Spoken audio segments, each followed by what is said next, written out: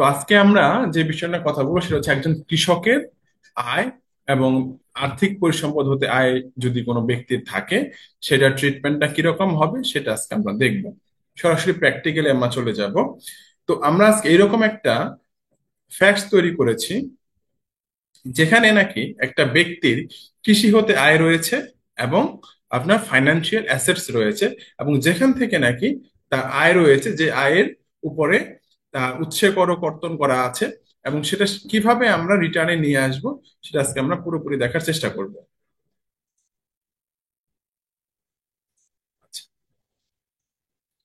Facts হচ্ছে এরকম যে মিসেস আফিয়া দিল তিনি মুন্সিগঞ্জের শ্রীনগরে বসবাস করেন। তার মানে মুন্সিগঞ্জ জেলার শ্রীনগর মানে একটা উপজেলাতে তিনি বসবাস করেন। আচ্ছা, এরপরে 25-26 পর বর্ষে তার আয় ব্যয় ও সম্পদের পরিমাণ নিম্নরূপ। কিরকম তার সম্পদ রয়েছে, আয় ব্যয় রয়েছে? উত্তরাধিকার সূত্রে পাওয়া 400% জমিতে তিনি চাষাবাদ করেন। এই জায়গাটা খেয়াল করবেন, কি করেন? তিনি চাষাবাদ করেন। 400% জমিতে তিনি চাষাবাদ করেন, এবং সেই ফসল বিক্রি করে তার মোট আয় হয়েছে হচ্ছে 20 লক্ষ টাকা। কি আয় হয়েছে? মোট আয়, মোট আয় হয়েছে 20 লক্ষ টাকা। আচ্ছা, তিনি কোনো খাতাপত্র বা হিসাব রাখেন না। আচ্ছা, এছাড়া তার এফডিআর রয়েছে। এফডিআর এর পরিমাণ হচ্ছে 20 লক্ষ টাকা, যেখান থেকে তিনি 2 লক্ষ টাকা সুদ পেয়েছেন, এবং উৎসকর কর্তন করা হয়েছে হচ্ছে 20,000 টাকা। আচ্ছা, এছাড়া তার মাছের হ্যাচারি রয়েছে, যেখানে তিনি মোট আয় করেছেন হচ্ছে 75 লক্ষ টাকা, এবং সেই হ্যাচারি বিজনেসের যে প্রারম্ভিক মূলধনটা তার পরিমাণ হচ্ছে 50 লক্ষ টাকা। আচ্ছা, তার বিগত বছরের নিট সম্পদের পরিমাণ হচ্ছে 90 লক্ষ টাকা, এবং তার বাৎসরিক খরচের পরিমাণ হচ্ছে আনুমানিক 10 লক্ষ টাকা এখানে দেওয়া আছে। এইরকম একটা ফ্যাক্টস আপনাদের সামনে উপস্থাপন করা হলো। এখন কিভাবে এই ব্যক্তির রিটার্নটা আপনি করবেন, তার কত টাকা অব্যাহতি আসতে পারে সেটা তো জানা দরকার, সেটাও আমরা দেখবো। তার কত টাকা অব্যাহতি আসবে, তার কত টাকা ট্যাক্স আসবে, সেটাও আজকে আমরা দেখব। দেখেন, এই যদি আপনি যখন এই কৃষি আয় যখন আপনি ইনকামটা করবেন, তখন আমাদের জানতে হবে যে আমার এখান থেকে অব্যাহতি কি আছে। আমরা অব্যাহতিটা পাবো হচ্ছে আমাদের যে তফসিল আছে, ষষ্ঠ তফসিল। এই ষষ্ঠ তফসিলের অংশ একের আমার 20 নাম্বারে দেখেন এখানে বলা আছে কি, 20 নাম্বারে বলা আছে যে কোনো স্বাভাবিক ব্যক্তির কৃষি হতে আয়, কোনো স্বাভাবিক ব্যক্তির কৃষি হতে যদি কোনো আয় থাকে, এবং উক্ত খাতের আওতাভুক্ত অনধিক 5 লক্ষ টাকা পর্যন্ত আয়, আমার উক্ত ব্যক্তির কৃষি হতে আয় এবং আর্থিক পরিসম্পদ হতে যদি কোনো আয় ব্যতীত অন্য কোনো আয় না থাকে। তার মানে হচ্ছে কৃষি হতে যদি আমার অনলি কৃষি হতে আয় থাকে, এবং তার যদি কোনো রকমের আর্থিক পরিসম্পদ ব্যতীত কোনো আয় না থাকে, সেক্ষেত্রে কিন্তু আমার অব্যাহতি কত? 5 লক্ষ টাকা পর্যন্ত। যদি আমার আর্থিক পরিসম্পদ ব্যতীত যদি আমার অন্য কোনো আয় থেকে থাকে, তাহলে কিন্তু আমি সেটা পাবো না, অব্যাহতিটা কিন্তু আমি পাবো না। আচ্ছা, আবার 20-এর কতে এখানে বলা আছে যে কোনো ব্যক্তি হাঁস মুরগি চিংড়ি, হ্যাঁ, ও মাছের হ্যাচারি, প্যালেটেড পোল্ট্রি ফিড উৎপাদন, চিংড়ি ও মাছের প্যালেটেড ফিড উৎপাদন, দুগ্ধজাত দ্রব্য উৎপাদন, ব্যাং উৎপাদন খামার, বীজ বিপণন, রেশম গুটি পোকা পালনের খামার খাতের আওতাভুক্ত অনধিক 5 লক্ষ টাকা। এই জায়গাটার মধ্যে একটা কন্ট্রাডিকশন হয় যে একই কথা এক জায়গাতে এখানে বলে দিছে।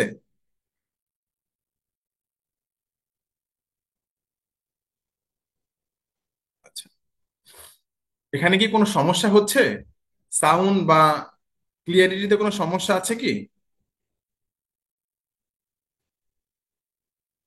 আমার কথা বলা বা সাউন্ডে কি শুনতে অসুবিধা হচ্ছে আপনাদের? আচ্ছা, এটা কি শুধুমাত্র একজনের নাকি আরো কোনো আর কারো সমস্যা হচ্ছে?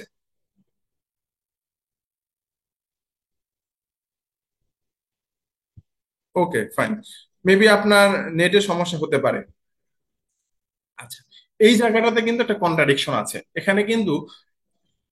এই হাঁস মুরগি খামারও আপনার কৃষি, আপনার মৎস্য হ্যাচারিও কিন্তু কৃষি, চিংড়িও কিন্তু কৃষি হিসাবেই আসে। কিন্তু কেন এটা আলাদা করলো? কেন এইটাকে 20 এবং 20-এর ক দিয়ে আলাদা করলো? এখানে 20 নম্বরে কৃষি হতে আয়ের বলে দিয়েছে, যাদের আর্থিক পরিসম্পদ হতে আয় রয়েছে শুধুমাত্র তাদের, এবং কৃষি হতে আয় রয়েছে তাদের জন্য হচ্ছে কি, যদি থাকে আর্থিক পরিসম্পদ হতে আয় এবং কৃষি হতে আয়, যদি এই দুইটা আয় থাকে তাহলে সে 5 লক্ষ টাকা অব্যাহতি পাবে।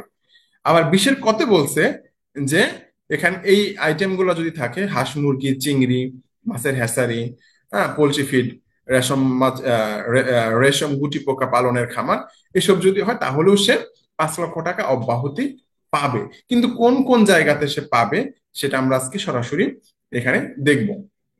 চলুন দেখুন, আমরা লগ ইন করে ফেললাম হচ্ছে একটা আইডিতে। আপনারা যে কোনো একটা আইডিতে লগ ইন করবেন, বা আপনাদের যে কোনো ক্লায়েন্টের কাজ যখন করবেন তখন জাস্ট এরকমটাই আপনাদের কাছে আসবে। এখান থেকে আমরা নিয়ে নিবে হচ্ছে যে আমাদের এখানে দুইটা আয় রয়েছে, এটা হচ্ছে কৃষি হতে আয়, আরেকটা হচ্ছে কি আয়, যে এফডিআর ইন্টারেস্ট মানে ফাইন্যান্সিয়াল হতে আয়। আচ্ছা, তাহলে আমরা এখান থেকে নিয়ে নিবে হচ্ছে ইনকাম ফ্রম এগ্রিকালচার, আর হচ্ছে ইনকাম ফ্রম ফাইন্যান্সিয়াল অ্যাসেটস। বিষয়টা দেখেন, পরবর্তীতে আমি আবার একটু ধরবো যে income from agriculture and income from financial asset, এখান থেকে আমরা 7 কন্টিনিউ দিয়ে যাব। আচ্ছা, আমরা 7 কন্টিনিউ দিয়ে যাচ্ছি। যেহেতু তিনি মুন্সিগঞ্জ শ্রীনগরে বসবাস করেন, তাহলে আমরা এটা অ্যানি আদার এরিয়া দিয়ে দিব। হ্যাঁ, দেন আমরা যাচ্ছি 7 কন্টিনিউ। আচ্ছা, এখন এই জায়গাতে আমরা নিয়ে নিব হচ্ছে এগ্রিকালচার। এগ্রিকালচার, তিনি হচ্ছে কিসের আয় আছে তার, তিনি কাল্টিভেশন করেছেন, চাষাবাদ করেছেন, উত্তরাধিকার সূত্রে 400 শতাংশ জমিতে তিনি চাষাবাদ করেছেন। আচ্ছা, যখন তিনি চাষাবাদ করছেন তখন আমরা এগ্রিকালচার টাইপ দিব কি, কাল্টিভেশন। এগ্রিকালচার টাইপ কি, কাল্টিভেশন। আচ্ছা, কাল্টিভেশন এখানে আমরা দিয়ে দিলাম কত শতাংশ জমি, 400 ডেসিমেল। 400 এখান থেকে দিয়ে দিবেন 400 ডেসিমেল। আচ্ছা, তিনি পার্টিকুলারস অফ প্রডিউসেস তিনি কি করেছেন, তিনি এখানে রাইস উৎপাদন করেছেন। হুম, রাইস পেডি যেটা বলেন, অথবা জুট, হুম, এটা তিনি উৎপাদন করেছেন, করে তিনি বাজারে বিক্রয় করেছেন। বাজারে বিক্রয় করার পর তিনি এখান থেকে মোট আয় করেছেন কত, 20 লক্ষ টাকা। ফসল বিক্রি করে 20 লক্ষ টাকা তিনি আয় করেছেন, এবং বলছে তিনি কোনো খাতাপত্র রাখেন না। আচ্ছা, তিনি 20 লক্ষ টাকা তিনি সেল করেছেন, আয় করেছেন মানে সেল করেছেন 20 লক্ষ টাকা, মানে সেলস প্রফিট হচ্ছে 20 লক্ষ টাকা। আচ্ছা, কস্ট অফ প্রোডাকশন কত, যেহেতু তিনি খাতাপত্র রাখেন না, এখানে আমরা দিয়ে দিব no maintain books of accounts, no. আর যদি মেনটেন বুকস অফ অ্যাকাউন্টস থাকে তাহলে ইয়েস দিব। ঠিক আছে, যদি তিনি মেনটেন বুকস অফ অ্যাকাউন্টস তার নাই, সেক্ষেত্রে আমরা নো দিয়ে যাব। তাহলে আমাদের এখানে, আমি আবার রিপিট করছি, এখানে কাল্টিভেশন আছে, বা তিনি চাষাবাদ করছেন, চাষাবাদ করতেছে 400 শতাংশ জমির উপরে, এবং তিনি ধরে নিচ্ছে বা তিনি রাইস আর জুট তিনি উৎপাদন করছেন, যেখানে নাকি সেলস আছে হচ্ছে 20 লক্ষ টাকা। তার কি সেলস আছে কত, 20 লক্ষ টাকা। আচ্ছা, আমরা জানি কি, যদি তিনি বুকস অফ অ্যাকাউন্টস ফলো না করেন তাহলে তিনি কস্ট অফ প্রোডাকশন দেখাইতে পারবেন হচ্ছে সর্বোচ্চ 60%। তার মানে হচ্ছে এখানে 20 লাখের 60% হচ্ছে 12 লক্ষ টাকা। আচ্ছা, তার মানে নেট ইনকাম কত, নেট ইনকাম দাঁড়ালো হচ্ছে দেখেন আমার এখানে 8 লক্ষ টাকা। আচ্ছা, এখানে আমরা সেফ ড্রাফট দিয়ে যাব। সেফ ড্রাফট দেওয়ার পর আমরা এখান থেকে নিব হচ্ছে income from financial assets. Income from financial assets আমরা এখানে নিব। আচ্ছা, এখানে বলছে যে তার এফডিআর আছে, তার এফডিআর রয়েছে হচ্ছে 20 লক্ষ টাকা, এবং তিনি সুদ হিসাবে পেয়েছেন হচ্ছে 2 লক্ষ টাকা, এবং উৎসকর কর্তন আছে হচ্ছে 20,000 টাকা। আচ্ছা, যখন এফডিআর এখানে আছে তার মানে আমরা এখানে ফাইন্যান্সিয়াল অ্যাসেটস এ যাব। অ্যাসেটস থেকে আমরা এই interest, profit and bank finance, আমরা এই জায়গা থেকে আমরা নিব। দেখেন, আপনারা যখন কাজ করতে যাবেন তখন দুই ধরনের আপনারা কিন্তু ইন্টারেস্টের এটা পাবেন। এক ধরনের দেখবেন যে ব্যাংকের সাথে ইন্টারেস্টের সাথে কিন্তু প্রফিট আছে, সরি ইন্টারেস্টের সাথে কিন্তু আপনার টিডিএস আছে। আবার দেখবেন যে ইন্টারেস্টের সাথে কিন্তু টিডিএস নাই। ইন্টারেস্টের সাথে দেখবেন একটা একটাতে স্টেটমেন্টে টিডিএস কেটে দিয়েছে, আবার এক একটা স্টেটমেন্টে দেখবেন যে টিডিএসটা কাটে নাই। এখন যখন টিডিএসটা না কাটে তখন কিন্তু আপনি এই ব্যাংক ইন্টারেস্ট প্রফিট ব্যাংকে কিন্তু আপনি দিতে পারবেন না, তখন আপনাকে দিতে হবে হচ্ছে interest from any other securities or financial assets. এই জায়গাতে আপনি টিডিএস ছাড়া, টিডিএস জিরো দিলে আপনার নিবে, কিন্তু এই interest profit bank financial institution এখানে দিলে পরে কিন্তু টিডিএস কিন্তু জিরো দিলে কিন্তু নিবে না। আচ্ছা, তো আমরা একটা ব্যাংক ধরে নিচ্ছি যে তিনি অগ্রণী ব্যাংকে তার আছে, অ্যাকাউন্ট টাইপটা হচ্ছে তার এফডিআর। হুম, ব্রাঞ্চ নেই ধরেন হচ্ছে আমরা দিলাম হচ্ছে মতিঝিল ব্রাঞ্চ, মতিঝিল ব্রাঞ্চ। এরপরে বলছে অ্যাকাউন্ট নাম্বার, আপনার যে এফডিআর এর যে অ্যাকাউন্ট নাম্বারটা থাকবে সেই অ্যাকাউন্ট নাম্বারটা আপনারা এখানে দিয়ে দিবেন। এরপরে বলছে গ্রস প্রফিট, হ্যাঁ গ্রস অথবা গ্রস ইন্টারেস্ট, এখানে ইন্টারেস্টের পরিমাণ কত, এখানে বলছে হচ্ছে 2 লক্ষ টাকা। কত? 2 লক্ষ টাকা। আচ্ছা, ইন্টারেস্ট পরিমাণ হচ্ছে 2 লক্ষ টাকা। রিলেটেড কোনো চার্জেস এখানে বলা নাই, এবং টিডিএস আছে হচ্ছে 20,000 টাকা, 10% কেটেছে, 20,000 টাকা। ইয়ার এন্ডিং ব্যালেন্স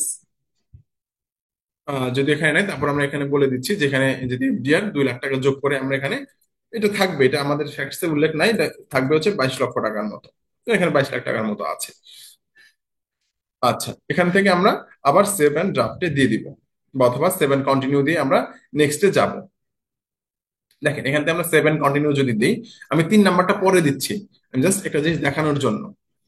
দেখেন এই জায়গাতে যখন আমরা আসলাম, মানে আমাদের এটা কিন্তু এন্ট্রি হয়ে গেছে, আমাদের এগ্রিকালচারটাও এন্ট্রি হয়ে গেছে, ফাইন্যান্সিয়াল অ্যাসেটও এন্ট্রি হয়ে গেছে। আমরা কি কি দেখেছিলাম? আমরা দেখেছিলাম যে আমাদের বলছিল যে যদি তার কৃষি হতে আয় থাকে, এবং সেই কৃষি হতে আয়ের সাথে যদি তার ফাইন্যান্সিয়াল অ্যাসেটস থাকে, শুধুমাত্র এই দুইটা আয় থাকে, তাহলে তিনি এগ্রিকালচার থেকে কিন্তু 5 লক্ষ টাকা পর্যন্ত অব্যাহতি পাবে। দেখেন এই জায়গাতে আমাদের ট্যাক্স এন্ড পেমেন্টে যদি আমরা যাই, দেখেন আমরা দেখাইছিলাম যে আমাদের কত টাকা ছিল, আমাদের ফাইন্যান্সিয়াল অ্যাসেট ছিল 2 লক্ষ টাকা, ডিরেক্ট এখানে নিয়ে আসছে। এবং এগ্রিকালচার আমাদের ছিল কত? 8 লক্ষ টাকা। এই 8 লক্ষ টাকা কিন্তু আনে না, এখানে কিন্তু নিয়ে আসছে কত দেখেন, 3 লক্ষ টাকা। আর এই যে দেখেন এক্সাম্পটেড ইনকাম, এক্সাম্পটেড ইনকামে ইনকাম ফ্রম এগ্রিকালচার হিসাবে কিন্তু আমাকে নিয়ে নিচ্ছে কত? 5 লক্ষ টাকা। তার মানে আমার এখানে কৃষি হতে আয় ছিল বলে, এবং ফাইন্যান্সিয়াল অ্যাসেটস এর আয় ছিল বলে, আমার এই কৃষি খাতের আয়ের সাথে আমাকে কিন্তু 5 লক্ষ টাকা কিন্তু আমাকে অব্যাহতি দিয়ে দিয়েছে। এখন যদি মনে করেন আমার আদার্স আরো কোনো একটা ইনকাম থাকতো, তাহলে কি আমি অব্যাহতিটা পেতাম? আদার্স যদি আমার কোনো ইনকাম থাকতো, তাহলে কি আমি অব্যাহতিটা পেতাম? না, আমি আদার্স যদি কোনো ইনকাম থাকতো, তাহলে কিন্তু আমি এই অব্যাহতিটা পেতাম না। আচ্ছা,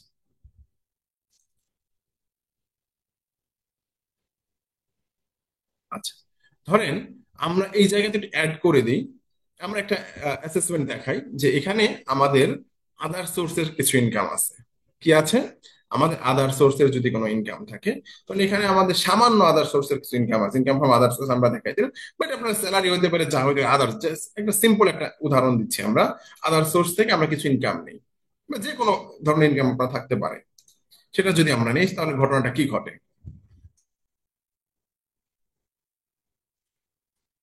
মানে এটা এটা যে কোনো হোয়াট কাইন্ড অফ ইনকাম বলতে, এটা যে কোনো আমরা আদার সোর্সের ইনকাম অথবা স্যালারি ইনকাম বা হাউস রেন্টের ইনকাম, মানে এই কৃষি খাতের আয়ের সাথে ফাইন্যান্সিয়াল অ্যাসেটস আয়, এই ব্যতীত, এই দুইটা হেড ব্যতীত আদার্স যে কোনো একটা হেড, আদার্স যে কোনো একটা হেড, আমরা সহজ ভাবার জন্য আদার সোর্স একটা ইনকাম নিলাম, সেখান থেকে আমরা দেখাই দিলাম যে তার ধরেন এখানে একবার something income from any other income দিয়ে আমরা একবারে ধরেন আদার্স দিয়ে দিলাম, এখানে আদার্স জাস্ট সামান্য 10,000 টাকা নিচ্ছি। কত টাকা ইনকাম নিচ্ছি? মাত্র 10,000 টাকা। আপনি যদি 1 টাকাও ইনকাম নেন, তাও ঘটনাটা কি করবে? 10,000 টাকা নিচ্ছি, রিলেটেড কোনো এক্সপেন্স নাই। এখন আমরা দেখব যে আমাদের অব্যাহতি যে দিয়েছিল 5 লক্ষ টাকা, সেটা কি আছে কিনা। দেখেন আমরা ট্যাক্স এন্ড পেমেন্টে যাব, ট্যাক্স এন্ড পেমেন্টে যাওয়ার পর দেখেন ফাইন্যান্সিয়াল অ্যাসেটস থেকে 2 লাখ টাকা, আর এগ্রিকালচার থেকে 8 লাখ টাকা নিয়ে নিছে। আগে ছিল কিন্তু 3 লক্ষ টাকা, 5 লক্ষ টাকা কিন্তু আমাকে অব্যাহতি দিয়েছিল। এখন কিন্তু আমার কোনো এক্সাম্পটেড ইনকাম নাই, আমার কিন্তু কোনো অব্যাহতি নাই। ক্লিয়ার? শুধুমাত্র আপনাকে ফাইন্যান্সিয়াল অ্যাসেটস থাকতে হবে, এবং ডিরেক্ট কৃষি খাতে আয় থাকতে হবে, তাহলেই আপনি কিন্তু এই অব্যাহতিটা পাবেন। আদারওয়াইজ কিন্তু আপনি অব্যাহতিটা পাবেন না। আচ্ছা, এখন প্রশ্ন হচ্ছে আমার আরেকটা কিন্তু আমার এখানে আছে যে বলছে কি মাছের হ্যাচারি থেকে তিনি আয় করেছেন 75 লক্ষ টাকা। এখন এই 75 লক্ষ টাকা তিনি আয় করেছেন এবং প্রারম্ভিক মূলধন আছে 50 লক্ষ টাকা। এইটা কিভাবে দেখাবেন? কারণ এটাও তো বিজনেস, মানে এটাও তো আমার one kind of agricultural income. তাহলে এটা কোথায় যাবে? এইটা বেশ কিছুদিন আগেই আপডেট হয়েছে। মানে এটা যখন এই বছরের ই রিটার্ন শুরু করে তখনও এটা সার্ভারে ছিল না। আমরা প্রথম দিকে একটা রিটার্ন করতে যে এটা মোটামুটি আটকে গেছিলাম, এটা আমরা কোথায় পোস্টিং দিব। পরবর্তীতে দেখলাম এটা আপডেট করে দিয়েছে। আচ্ছা, এখন এই আইটেমটাকে কিন্তু আমি এগ্রিকালচার হিসাবে কিন্তু আমি নিতে পারবো না। কি নিতে পারবো না? এগ্রিকালচার হিসাবে কিন্তু আমি নিতে পারবো না। আমি তাহলে কি হিসাবে নিব? এটা আমি নিব বিজনেস হিসাবে। তাহলে এখন প্রশ্ন হচ্ছে, আমি যদি এখন এটাকে বিজনেস হিসাবে নেই, তাইলে কি আমি 5 লক্ষ টাকা অব্যাহতি পাবো? বলেন তো ভাই, যে একজন কমেন্টস করেন তো এই জায়গাতে, যে আমি এখন এটাকে এগ্রিকালচার হিসাবে নিতে পারছি না, কারণ আমার এখানে এগ্রিকালচার হিসাবে এই হেড যদি আমি নেই, আমি এই হেডে আমার এই আন্ডারে আমার যাবে না। এখন আমাকে এটা নিতে হবে হচ্ছে বিজনেস হিসাবে। এখন যদি আমি বিজনেস হিসাবে এই এটা নেই, আমি কি কোনো আম, অব্যাহতি পাবো? বলেন তো। আমি কোনো, এখানে বলতেছে কোনো অব্যাহতি পাবেন না। তার মানে আমি এই 3 নাম্বারের আইটেম থেকেও অব্যাহতি পাবো না এবং 1 নাম্বারের আইটেম থেকে অব্যাহতি পাবো না। বিষয়টা কি এরকম? মানে এগ্রিকালচার থেকে কোনো অব্যাহতি আমার থাকবে না। বিষয়টা কি এরকম, নাকি আমার কোনো কিছু অব্যাহতি থাকবে? তো বলেন তো। যেহেতু আমি আদার সোর্সের একটা ইনকাম নেওয়ার কারণে আমার ডিরেক্ট অব্যাহতিটা উঠে গেল। মানে 5 লাখ 8 লাখ টাকার মধ্যে 5 লাখ টাকা আমার অব্যাহতি ছিল, সেটা আমার উঠে গেল। এখন যদি আমি এইটাকে মৎস্য হ্যাচারি, মাছের হ্যাচারি থেকে যে আমার আয়টা আছে, মানে 20-এর ক, আমাদের ইসের 20-এর ক যেটা আছে, সেখান থেকে যদি আমি এখন এই আইটেমটা এন্ট্রি দেই, তাহলে কি আমি কোনো অব্যাহতি পাবো? কৃষিখাত বলতে এখানে কি বোঝানো হচ্ছে? Agriculture no exemption. আচ্ছা, কৃষিতে অব্যাহতি থাকবে না, মানে আমি কোনোটাতেই পাবো না, মানে 1 নাম্বার এবং 3 নাম্বার, আমি কোনোটাতে কি আমি 5 লক্ষ টাকা অব্যাহতি পাবো না? এক ভাই বলছেন কোনোটাই পাবো না। আচ্ছা, আর দুই একজন বলেন তো ভাই, কোনোটা থেকে পাবো কিনা। মানে আমার এই অব্যাহতি যে 5 লক্ষ টাকা এগ্রি বিজনেসে বা এগ্রি ইনকামে, কোনোটাই কি আমি পাবো না? সবাই বলছেন না। আচ্ছা, আমরা একটু দেখি এবার কোনো অব্যাহতি আমার জন্য আছে কিনা। এক ভাই বলছেন 20-এর পথে পাবো। আচ্ছা, 1/3 অফ টোটাল ইনকাম, ভাই এটা আবার অন্য জিনিস। আচ্ছা, কোনো অব্যাহতি পাবো কিনা? নো, নো, নো, সবাই নো। ওকে, ফাইন। আমরা এবার দেখি আমাদের সফটওয়্যার কি বলে। ঠিক আছে, আমাদের ল কি বলে। যদিও আমাদের এই জায়গাটাতে বোঝাটা খুব টাফ, যে বিষয় বলছে যে যদি আমার কৃষি হতে আয় থাকে এবং সেটা যদি আম, আর্থিক কি বলে, আর্থিক পরিসম্পদ হতে আয় ব্যতীত অন্য কোনো আয় না থাকে, তাহলে আমি 5 লক্ষ টাকা পর্যন্ত অব্যাহতি পাবো। এবং 20-এর পথে বলছে যে হাঁস মুরগি, চিংড়ি মাছের হ্যাচারি, চিংড়ি ও মাছের হ্যাচারি, প্যালেটেড পোল্ট্রি ফিড উৎপাদন, চিংড়ি মাছের প্যালেটেড ফিড উৎপাদন, দুগ্ধজাত দ্রব্য উৎপাদন, ব্যাং খামারে আমি 5 লাখ টাকা পর্যন্ত অব্যাহতি পাবো। এখন আমরা দেখব যে আমি যদি এটা নিতে চাই, আমাকে এখন নিতে হবে হচ্ছে বিজনেসে। বিজনেস আমাকে এখন নিতে হবে। এখন যদি আমি বিজনেসটা নেই, অ্যাসেসমেন্ট থেকে বিজনেসটা সিলেক্ট করে দিচ্ছি। আচ্ছা, এখান থেকে আমরা নিয়ে নিব হচ্ছে ইনকাম ফ্রম বিজনেস, টিক দিয়ে নিয়ে নিলাম। আচ্ছা, এখন আমরা বিজনেসটাতে যাই, ইনকাম ফ্রম বিজনেস। এখান থেকে বিজনেস ক্যাটাগরি, এই দেখেন এই জায়গাটাতে নতুন একটা জিনিস অ্যাড হয়েছে। আগে ছিল regular business income, business minimum tax, tobacco business, productive rubber, certain sources of agro business income. কি? Certain sources of agro business income, আমরা এই জায়গাটাতে যাব। আচ্ছা, এই জায়গাটা যখন আমরা যাব, তখন আমরা দেখব যে বিজনেস টাইপ কি। এখানে বলছে যে বিজনেস টাইপ কি।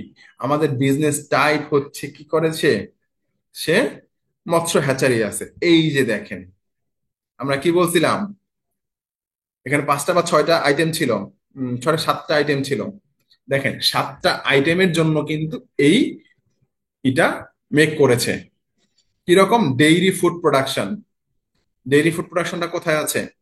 দেখেন, দুগ্ধজাত পণ্য উৎপাদন, ফ্রগ প্রোডাকশন মানে ব্যাং উৎপাদন, প্যালেটেড পোল্ট্রি ফিড প্রোডাকশন, প্যালেটেড স্ট্রিম মানে হচ্ছে চিংড়ি এবং ফিশ ফিড প্রোডাকশন, পোল্ট্রি, চিংড়ি, ফিশ হ্যাচারি। এই যে যে আমাদেরটা আছে, দেখেন, এই যে আমাদের আছে যে হাঁস মুরগি মানে পোল্ট্রি, চিংড়ি, শ্রিম্প এন্ড হচ্ছে মাছের হ্যাচারি। আমরা এই হেডে যাব, হয়ে যাব প্যালেটেড, সরি প্যালেটেড না, poultry, shrimp and fish hatchery, seed marketing মানে বীজ বিপণন, এবং সেরিকালচার মানে রেশম গুটি পোকা নিয়ে যে কাজগুলো হয়। আচ্ছা, এই আইটেম গুলাই আমরা এখান থেকে নিচ্ছি কি ফিশ হ্যাচারি বা পোল্ট্রি স্ট্রিম বা এই কলামটা।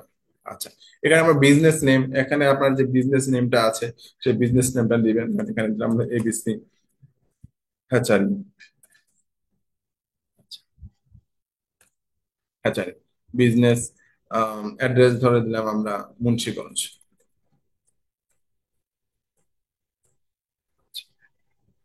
এখন এখানে বলছে দেখেন কি, আমাদের সেল ছিল কত, মোটা করেছে কত, 75 লক্ষ টাকা। কত? 75 লক্ষ টাকা। 75 লক্ষ টাকা। আচ্ছা, আমরা এটা ধরে নিচ্ছি যে যেহেতু সিড উৎপাদন অনেক কিছু হয়, এখানে মোটামুটি 25%, 20% যদি আমরা প্রফিট ধরি, গ্রস প্রফিট ধরি 20%, তাহলে হবে হচ্ছে আমার 15 লক্ষ টাকা। 15 লক্ষ টাকা। এবং এখান থেকে যদি আমি জেনারেল অ্যাডমিনিস্ট্রেটিভ এক্সপেন্স যদি 1/3 ধরিও, তাহলে হচ্ছে আমার 5 লক্ষ টাকা, হচ্ছে 10 লক্ষ টাকা, হচ্ছে আমার নেট প্রফিট। আর আমার কি বলছিল যে আমার ওপেনিং ক্যাপিটাল কত ছিল? ওপেনিং ক্যাপিটাল এখানে বলা আছে হচ্ছে 50 লক্ষ টাকা। আমরা এখানে ওপেনিং ক্যাপিটাল দিয়ে দিই 50 লক্ষ টাকা। এখানে হচ্ছে নেট প্রফিটের উইথড্র আমরা ধরে নিলাম, এখান থেকে আমি 8 লাখ টাকা উইথড্র দিছি। আচ্ছা, লাইবিলিটিস আমার নাই। আচ্ছা, এরপরে হচ্ছে আদার অ্যাসেটস বলছে, আমি এখানে 50,000 টাকা আদার অ্যাসেট দিলাম। আর ফিক্সড অ্যাসেট দিলাম ধরেন হচ্ছে 2-3 লক্ষ বা 5 লক্ষ টাকা, যাই হোক দিলাম আমি এখানে একটা অ্যামাউন্ট। আমি ইনভেন্টরি জিরো দিচ্ছি, তাই থাকতেছে হচ্ছে 5,50,000। আর হচ্ছে 52,000, 52 লক্ষ মাইনাস হচ্ছে 5,50,000, 46,50,000 মার্কেট শেয়ার। হ্যাঁ, সেটা আমরা মোটামুটি মিলাইলাম এটা দিয়ে আর কি। এখন কথা হচ্ছে এই যে যে আমি নেট প্রফিট নিলাম 10 লাখ টাকা, তাইলে বলেন তো ভাই, এখন এই 10 লাখ টাকা কি আমার ইনকামে যোগ হবে না? 10 লাখ টাকা কি ইনকামে যোগ হবে? বলেন তো ভাই, যেহেতু আমার নেট প্রফিট আমি পেলাম 10 লাখ টাকা, এখন কি 10 লাখ টাকায় কি আমার ইয়ে যোগ হবে? এক ভাই বলছে 5 লাখ, দুজন বলছে যোগ হবে। হ্যাঁ, একটু কমেন্টস করেন দেখি। ইয়েস, 10 লাখই যোগ হবে। 5 লাখ, 10 লাখ। আচ্ছা, 5 লাখ 10 লাখের মধ্যে প্যাচ চলে আসতেছে। আচ্ছা, এবার দেখি এবার কি আছে। আমরা এবার এখন 7 কন্টিনিউ দিয়ে যাব। 7 কন্টিনিউ দিলে আমরা ট্যাক্স লাইবিলিটিতে যদি যাই, তাহলে আমাদের কি আসে?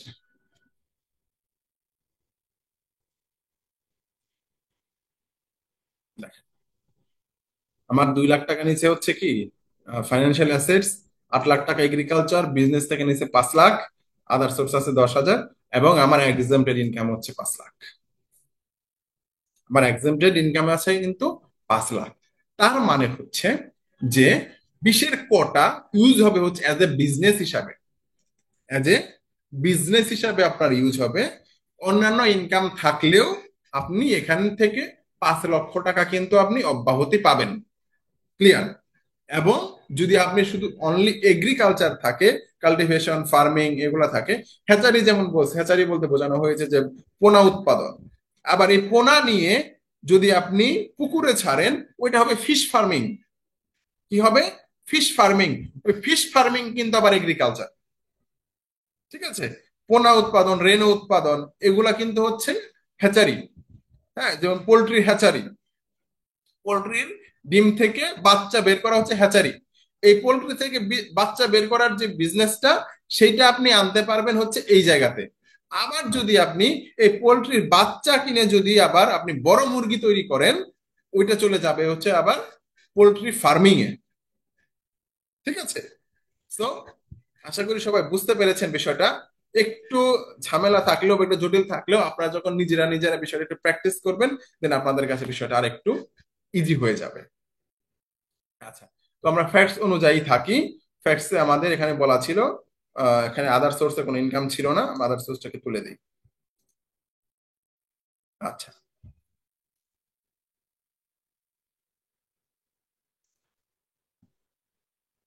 আচ্ছা, কনফিউজ। দেখেন, এই জায়গাতে বলছে 20-এর ক আর 20টাকে খেয়াল করেন বারবার। আবার বলছি, কোন স্বাভাবিক ব্যক্তির কৃষি হইতে আয়, কৃষি হইতে আয় বলতে যা বোঝানো হয় সেইগুলা সাথে যদি আপনার আর্থিক পরিসম্পদ হতে আয়টা থাকে, অনলি অনলি আর্থিক পরিসম্পদ হতে আয় থাকে, সেক্ষেত্রে আপনি কিন্তু 5 লাখ টাকা অব্যাহতি পাবেন। ঠিক আছে? যদি আপনার এই আয়ের সাথে অন্য কোনো আয় যুক্ত হয়ে যায়, আদার সোর্স ইনকাম হইতে পারে, বিজনেস ইনকাম হইতে পারে, এনিথিং হইতে পারে, যদি থাকে তাহলে কিন্তু আপনি সেই 5 লাখ টাকা কিন্তু আর অব্যাহতি হিসাবে পাবেন না। ধরেন একটা লোকের দুইটা বিজনেস, সে হ্যাচিংও করে, আবার সে ওই ওই রেনু দিয়ে তার পুকুরও আছে। তার দুইটা যদি বিজনেস থাকে, সে কিন্তু দুই জায়গা থেকে কিন্তু সে কিন্তু পাবে না অব্যাহতি, কিন্তু সে দুই জায়গায় পাবে না। অব্যাহতি কিন্তু সে পাবে কোথায়? এক জায়গাতে। ঠিক আছে? তার মানে সে যখন কৃষিতে পাবে না, তখন সে ওই যে যে বিজনেসটা আছে, মানে হাঁস মুরগি চিংড়ি মাছের হ্যাচারি, হাঁস মুরগির হ্যাচারি, চিংড়ির হ্যাচারি, বা সাধারণ যে মাছের হ্যাচারি, এই বিজনেসে সে যদি থাকে, সে 5 লাখ টাকা অব্যাহতি পাবে। পোল্ট্রি ফিড উৎপাদন আইটেম গুলা কিন্তু 7টা মাত্র, মাত্র 7টা আইটেমের জন্য এই 5 লক্ষ টাকা প্রণোদনা আর কি সরকার দিছে। এটা ছিল রিডিউস রেটে, আগে এটা রেটই আলাদা ছিল। ওই এসআরওটা বাতিল করছে, বাতিল করে এই জায়গাতে এটা অ্যাড করে দিছে। দেখেন, এখানে বলছে প্যালেটেড পোল্ট্রি ফিড উৎপাদন, পোল্ট্রির খাওয়ার জন্য যে গোল গোল দানাদার খাবারটা উৎপাদন করে, এটা বলে প্যালেটেড পোল্ট্রি ফিড। এইটাকে কিন্তু যদি উৎপাদন করে, সে ওইটা পাবে। চিংড়ি মাছের, চিংড়ি ও মাছের প্যালেটেড ফিড, মানে চিংড়ি বা মাছের যে ফিডটা উৎপাদন হয় সেটা থেকে সে পাবে। দুগ্ধজাত দ্রব্য উৎপাদন, যদি কারোর থাকে যে গরুর ফার্ম আছে, সে কিন্তু এইটাই আসবে না। দুগ্ধজাত পণ্য যদি উৎপাদন করে, যেমন সে এখান থেকে দুধ দিয়ে ছানা মিষ্টি বা এই টাইপের কিছু তৈরি করে, দুগ্ধজাত পণ্য দ্রব্য উৎপাদন করে, সে কিন্তু এখানে এটা পাবে। ব্যাং উৎপাদন খামার, বীজ বিপণন, বীজের মার্কেটিং যেটা, সেটা যদি সে করে, রেশম গুটি পোকা সেরিকালচার বলতে যেটা হয়, বা ওই যে রেশমি কাপড় বা রেশমি সুতা যেগুলো তৈরি করা হয়, বা গুটি পোকা পালনের যে খামার, এই খামারটাকে এখানে বলা হয়েছে। এই যে এই কয়টা আইটেম ব্যতীত বাদ বাকি সব item general agricultural income, general agricultural income. আর এই জায়গাটাকে নিয়ে আসছে যে বিজনেস, যদিও বা এটাকে কৃষির আন্ডারে রাখলে পরে আমাদের এন্ট্রি দিতে সুবিধা হইতো, কিন্তু সরকার কেন এটাকে বিজনেসের ভিতরে ঢোকাই নিয়ে আসছে, এটা আমার বোধগম্য না। এটা হয়তো তার আরো বেশি ভালো জানে। ঠিক আছে? আচ্ছা, এরপরে আমাদের ফ্যাক্টসে কি বলা আছে, যে তার বিগত বছরে নিট সম্পদ আছে এটা, এবং বাৎসরিক খরচের পরিমাণ আছে হচ্ছে 10 লক্ষ টাকা। আচ্ছা, আমরা এন্ট্রি দিয়ে যাই। হুম। তা এক্সপেন্ডিচার আছে হচ্ছে 10 লক্ষ টাকার মতো। আমরা এক্সপেন্ডিচারটা হিসাব করে দেই। আমরা আনুমানিক একটা হিসাব করব এক্সপেন্ডিচারটা তার, যেহেতু 10 লাখ টাকা এখানে বলে দিচ্ছে, ফিক্স করে দিচ্ছে। আচ্ছা, এই জায়গাতে আমরা তার এক্সপেন্সেস অ্যান্ড ফুডে আমরা এখানে নিচ্ছি হচ্ছে ধরেন আম, 2,50,000 টাকা। অ্যাকোমোডেশনে আমরা নিচ্ছি ধরেন তার 2,40,000 টাকা। এবং তার যে যাতায়াত আছে বছরে, মাসে 5,000 টাকা ধরি, 60,000 টাকা। হাউস হোল্ডে তার ইলেকট্রিক আসতে হচ্ছে ধরেন 3,000 করে হচ্ছে বিদ্যুৎ বিল। গ্যাস ওয়াটারে হচ্ছে হচ্ছে ধরেন 400, 18,000, 18,000। ফোন ইন্টারনেটে আছে ধরেন 12,000। তা উৎসে কর আছে দেখেন, এই যে এফডিআর যে আছে, এফডিআর এর মধ্যে কিন্তু আবার উৎসে কর আছে হচ্ছে 20,000 টাকা। আচ্ছা, এই এই যে যে পেমেন্ট ট্যাক্স চার্জ, হ্যাঁ, এই জায়গাতে আমরা দিব যে পেমেন্টের সোর্স, এটা হচ্ছে যে 20,000 টাকা। আর আমরা ফেস্টিভ্যালে দেই হচ্ছে ধরেন তার 1,50,000 টাকা খরচ হয় ফেস্টিভ্যালে, সে ঘোরাফেরায় আরো 1,00,000 টাকা খরচ করে, তাহলে হয়তো 8,86,000, আর 1,14,000 ধরে এনি আধারে 1,14,000 টাকা সে খরচ করে। আচ্ছা, জাস্ট আমরা মিলাই দিলাম, আপনার ওইটা মিলাই নিবেন। আচ্ছা, এরপরে বলছে যে তার বিগত বছরে নিট সম্পদের পরিমাণ কত? 90 লক্ষ টাকা। বিগত বছর নিট সম্পদের পরিমাণ কত বলছে? 90 লক্ষ টাকা। আচ্ছা, এইটা যাবে হচ্ছে সবার পেছনে নেট ওয়েলথে, 90 লক্ষ টাকা।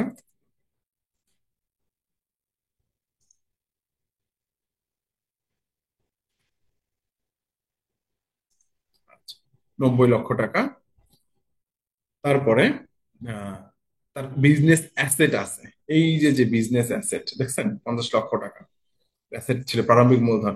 যদিও আমরা আমাদের এখানে কত শো করছে দেখি আমরা, ক্লোজিং ব্যালেন্সটা কত আছে। এখানে আমরা দিয়েছিলাম হচ্ছে এগ্রিকালচার, এটা হচ্ছে তার বিজনেস ক্যাপিটাল। এই বিজনেস ক্যাপিটালটা যাবে হচ্ছে এই যে যেটা, এটা হচ্ছে director share holding limited company, যদি লিমিটেড কোম্পানিতে শেয়ার হোল্ডিংস থাকে তাহলে সেটা এখানে আসবে। আর 2 নম্বরে আসবে হচ্ছে যদি তার লিমিটেড কোম্পানি ছাড়া অন্য কোনো কোম্পানির শেয়ার হোল্ডার থাকে সেটা আসবে। এবং তার হচ্ছে ক্যাপিটাল অফ পার্টনারশিপ ফার্ম যদি থাকে তাহলে সেটা হচ্ছে 3 নাম্বারটা আসবে।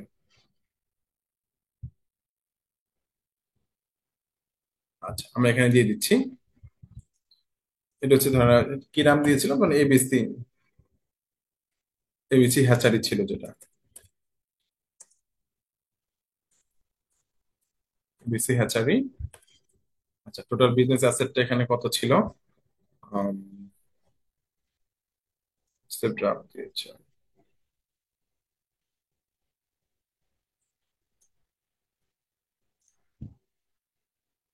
একটু দেখে আসি কত ছিল, মানে অ্যাকুরেটটাই বসে।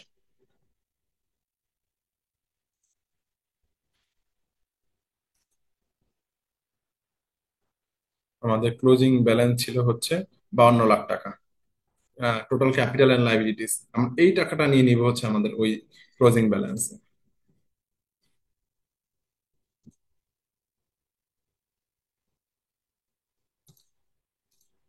এবিসি হ্যাসারি হচ্ছে 52 লক্ষ টাকা, লাইবিলিটিস নাই, তার মানে টোটালটা বিজনেস ক্যাপিটাল। আচ্ছা, তার আছে কি তার ফাইন্যান্সিয়াল অ্যাসেটস আছে।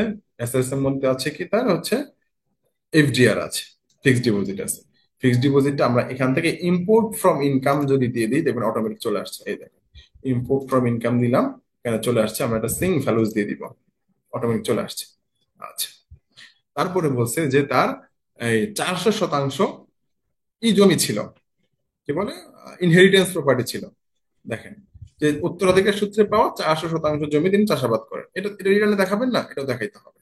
এটা হচ্ছে ধরেন চাষাবাদ করে যেতে, তার মানে এগ্রিকালচারাল ল্যান্ড, এগ্রিকালচারাল প্রপার্টি এখানে আমরা নিয়ে নিব। এটা হচ্ছে ধরেন আমরা ঠিকানাটা দিয়ে দিলাম যে শ্রীনগর, মুন্সিগঞ্জ, মুন্সিগঞ্জ। আর এরিয়া, টাইপ অফ অ্যাকুইজিশন, এটা হচ্ছে তার পার্সেজও না, গিফটও না, ইনহেরিটেন্স, উত্তরাধিকার সূত্রে সে পেয়েছে। জমির পরিমাণ 400 ডেসিমেল, হ্যাঁ, শতাংশ decimal. Cost of the value, যেখানে এটা উত্তরাধিকার সূত্রে যেহেতু পেয়েছে তার মানে এটা ভ্যালুটা আমরা জানি না, ভ্যালুটা 0। তো ব্যাংকের কোনো তথ্য এখানে দেওয়া নাই, আর আমাদের আরো আর কোনো কিছু এখানে নাই। সো এই জায়গাতে হচ্ছে 26 লক্ষ টাকা আমার ডিফারেন্স আছে। এই টাকাটা আমি নিয়ে নিবো হচ্ছে ক্যাশে, ক্যাশ করি, এই যে cash, cash and fund other outside business, এখান থেকে আমি ক্যাশ ইন হ্যান্ড ধরবো, সেখানটা আমি নিয়ে নিবো। আচ্ছা, এরপর আমি 7 কন্টিনিউ দিব। 7 কন্টিনিউ দেওয়ার পর আমাদের যে এই যে যে ট্যাক্সটা আছে, ধরেন সে 20,000 টাকা হচ্ছে তার টিডিএস আছে, 20,000 টাকা তার কি আছে, টিডিএস। 20,000 টাকা কিন্তু তার এই যে টিডিএস আছে, দেখেন যে এফডিআর থেকে তার টিডিএস আছে হচ্ছে 20,000 টাকা।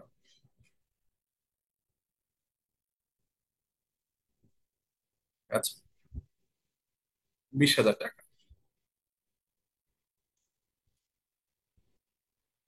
20,000 টাকা আমরা এখান থেকে নিয়ে নিব কি, এখান থেকে আমরা ট্যাক্স পেমেন্টে যে আপডেট ইনফরমেশনে যাব।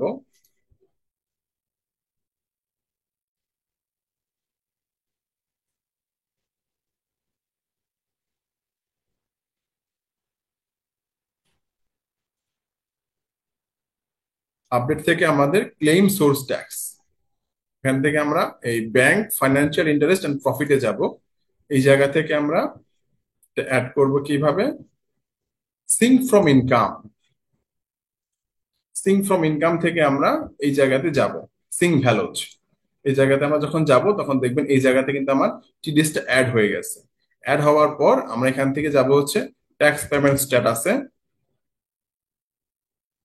গো টু রিটার্নে আমরা এখান থেকে যাব।